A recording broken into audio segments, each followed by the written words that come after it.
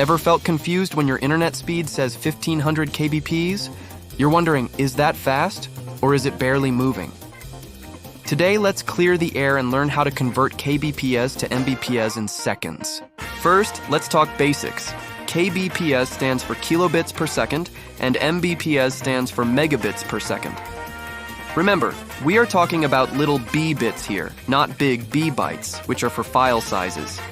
To convert from the smaller unit, Kbps, to the larger unit, Mbps, the rule is simple.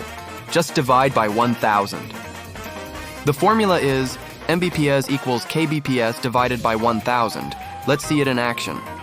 If your download speed is 5000 kbps, divide that by 1000 and you get 5 Mbps. What about 25,000 kbps? That's exactly 25 Mbps. Easy, right?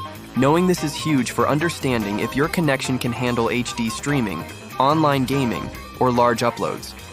Most streaming services need at least 5 Mbps to look good. But hey, why do the math yourself when you can get it done in a heartbeat? Need the answer instantly? Use the free SarkariTools Kbps to Mbps converter. The link is in the description. Hit that link, type your number, and you're done. See you in the next one.